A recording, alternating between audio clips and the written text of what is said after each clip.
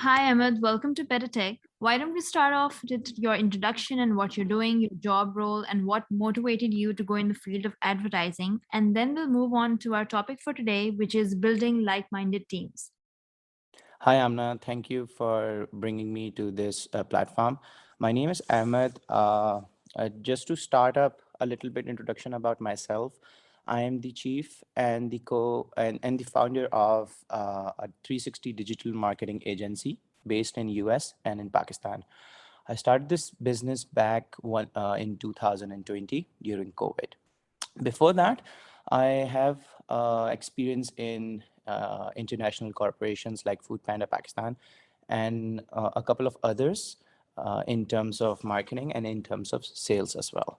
Also, I'm a co-founder for a cosmetic startup local brand as well by the name of Kinemo Cosmetics. Um, what motivated me to start a tech and a 360 digital agency was the digital revolution itself. So basically, I was fond of the art of actually presenting a specific product into making your end consumer purchase that. So that was the catch that actually brought me over here to provide services that people might be needing in today's time or maybe in future. Right. So, Ahmed, everybody has a different perception of what an entrepreneur is like. So, why don't you tell our listeners about what's it like to be an entrepreneur? Okay, so I'm going to sum that answer into three words. That's hard work, and then smart work. Basically, what it is like to be an entrepreneur is you need to sit late, you need to sort your team, but most importantly, rather than hard work, you need to provide systems and operational guidelines to your fellow employees, right? You need to think out of the box, you need to bring up solutions on the table, and obviously you need to manage team as well. So people might feel that being an entrepreneur has comes with a lot of power on the table. That's true, but other than that, you really need to focus on how are you actually going to achieve a certain probably goal, and secondly, how are you actually going to provide solutions while keeping that focus aligned. So as I repeat, it's hard work, and definitely smart work. Right. So, could you elaborate on the last bit, the smart work bit? Okay, so for smart work, you don't necessarily need to hire a fleet of people to work with you for the same goal, right? You can outsource that. So that is one example of coming up with smart work. Secondly, for example, rather than creating new systems for your organization to start with, you can either go and buy those systems from your sister company or perhaps other people who are in the market. So that's what I'm talking about smart work. You don't necessarily need to create every single thing yourself. You Right. can lend it, you can borrow it, or maybe you can take a concept out of the foreign market and improvise it over here Right. And in the local. is that something that your company is doing outsourcing? Okay, so we are definitely outsourcing as well. We are taking projects internally as well. We work with a lot of agencies, um, international and local as well, that do outsource their operations to us. Similarly, there are a couple of services that we provide that we are outsourcing it to our fellow partners so that they can grow and we can grow as well at the same time. Right. So let's talk about getting or hiring the right people. What's the key to building like minded teams? Well, to be honest with you, it's the most important rule of the entire conversation, or maybe hiring the like-minded teams, is you need to choose the right people.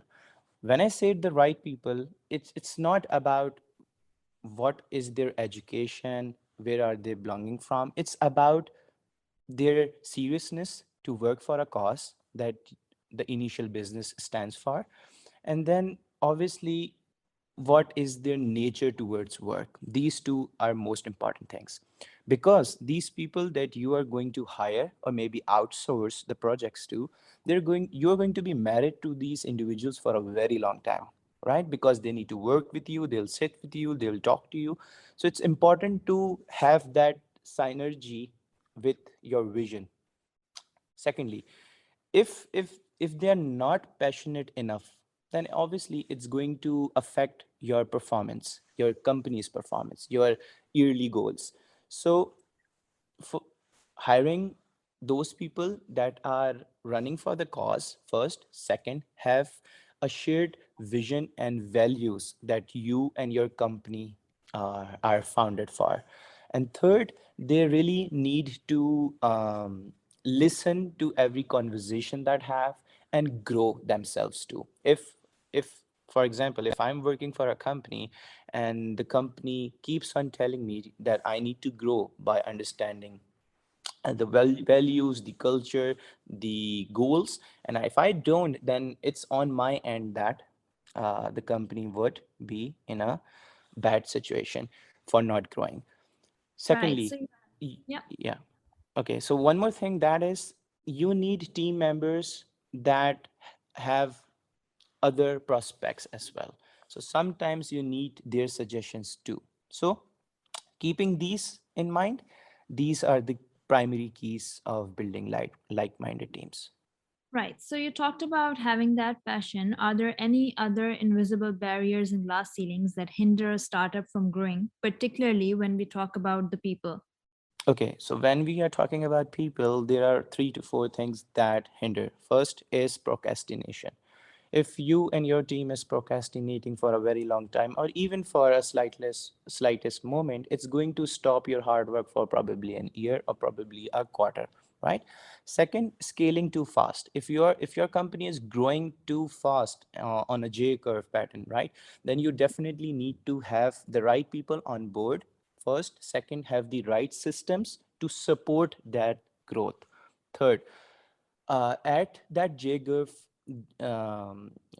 time period, people try to go for the quantity and not quality. We definitely need to still onboard people by interviewing them so that we hire the quality and not go for the quantity.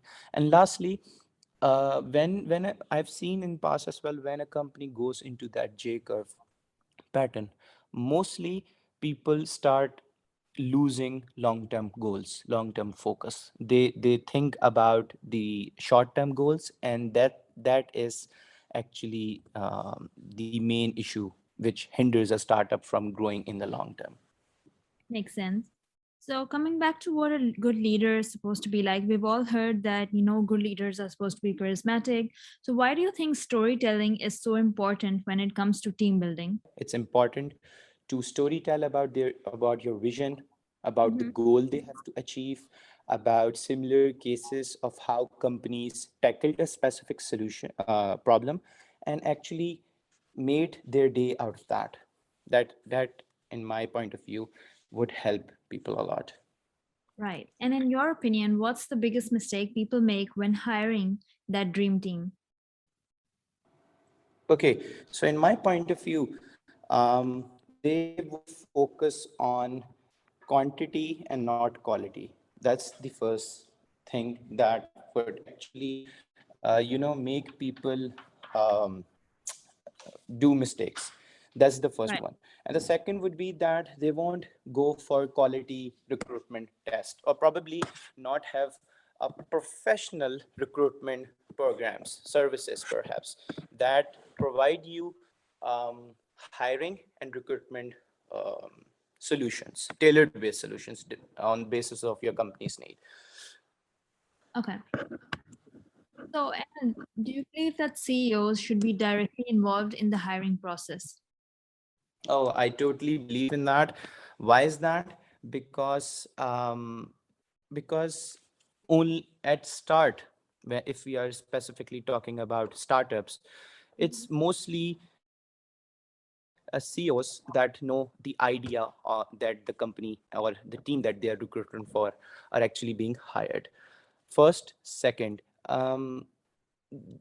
CEOs need to actually evaluate the first core technical team that's being hired, right? Because if we have good team members at start, then obviously a pattern continues. So I personally believe that if it's a CEO, if it's a team lead, or maybe someone in a better position to understand the company's goal for the long term, they definitely should be in the hiring process. I personally am in every single call with the candidate, with from technical interview to the final interview as well. Okay. So, what's the idea behind the Media Gale and how do you see businesses embodying it? Okay, so the basic idea behind the Media Gale was to transform businesses into brands. That's primarily any sort of service or an e-commerce that might be just a business in its era or maybe in its domain, but if they need any sort of service that would actually transform them into a brand, either through social media awareness, through brand guidelines, through operations, through web or IT support, we would provide that. And your second question about how would actually, can you repeat that How do you see the businesses embodying this persona concept? behind? Yeah. Okay, so at start it was quite difficult for us to actually go in with this idea of transforming a business into a brand, because whenever we reached out to a specific prospecting lead, they would used to say that, oh, you are coming from the same angle that a lot of agencies are in local market or maybe in international market. But Right. but then once we started actually showcasing them, how can you be transformed not just through social media posting content, but through performance marketing, through IT based solutions, how to actually track your conversions, maybe customer journey on your website and stuff like that, that like organizations do. It turned out pretty well. We have major focus on North American market. We have a lot of understandings from there. We have extracted case studies from there, and that those case studies we are actually pushing down in our local market to help achieve e-commerce a next stage of revolution. Okay. Great. And regarding the hiring strategy, is there any individuals or companies' hiring strategy that you follow or find aspirational? Or do you just take out some bits and pieces from their strategies and, and follow them for TMG? Okay, so for TMG, what I did was I hired and I founded a partner consulting HR director who had a lot of experience. And what I did was I partnered my HR domain with them, right? They're a company yet to open their operations in Pakistan as well. So they actually provided me with a lot of concepts on how to actually hire candidates. What sort of test should it be? What Okay. sort of measurements should we do before actually hiring someone? And their name is Stravatak, and they are soon to launch their operations in Pakistan as well, providing part-time agency-based consultancy for small businesses to grow. Right. And I assume that your experience with them has been great. Yeah, definitely great. They provided me with a key accounts manager. It was slightly tough to understand how MNCs or big corporations structure themselves. But Mhm. since day one, I was up with them. They guided me on the hierarchy structure. They guided me on how would I actually, change my company model from a startup and leave and give that incentive to the employees or to the workforce that I'm working with to make Right. it look like a big corporation. Right. So, what are your tips for future startup leaders? What mistakes should they avoid and what to focus on? Okay, so my tip for the future startup leaders would be that you need to focus majorly on your core services. if you start focusing on every single service that you are providing, either it's going to be e-commerce, either it's going to be service industry, then you are going to choke up your system and choke up your employees because of that. First. Second, always go for the long term goal and then break it into the short term. At times, what people and what startup leaders start to go for is that I want to achieve a certain KPI in 6 months, right?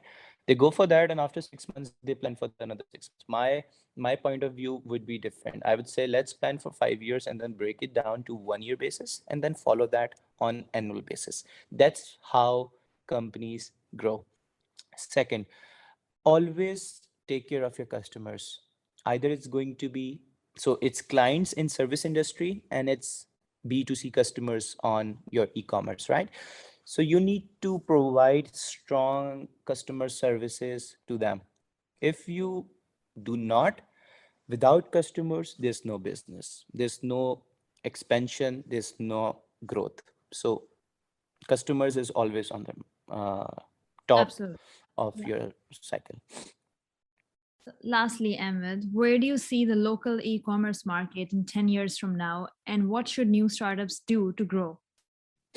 Oh, okay. So, what I've noticed over the last 2 years in our local e-commerce market, that is that it's increasing, es- especially after the COVID, 2020. So the e-commerce got its boom. People have gone digital. They're still trying to resolve the bottlenecks. Where do I see e-commerce from 10 years from now? Is that we're going to pace up really more. So so over the last 20 years, right, the standalone percentage of people converting to e-commerce is 13%, right? And it's going to be a huge market. We are already in that time where IT sector at this moment is importing a lot of funds for the State Bank of Pakistan as well. So keeping all of those scenarios in mind, I forecast that by 2040, it would be expected that at least 95% of retail sales, maybe purchases, go through online. From a small store somewhere down the road to a big company that's selling online. So it's going to be a win-win situation for the e-commerce market. And most importantly, um, it's going to diversify as well. So it's not just going to be beauty or maybe fashion related products that you can buy online. It can be through online saloon services. It can be related to delivery services. It can be related to probably kitchen appliances and stuff like that.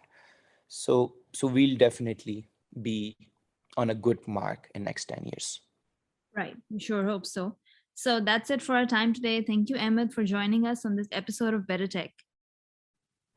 Thank you so much, Amna. And it was really great to talk to you guys. And I'm hoping for the best as well.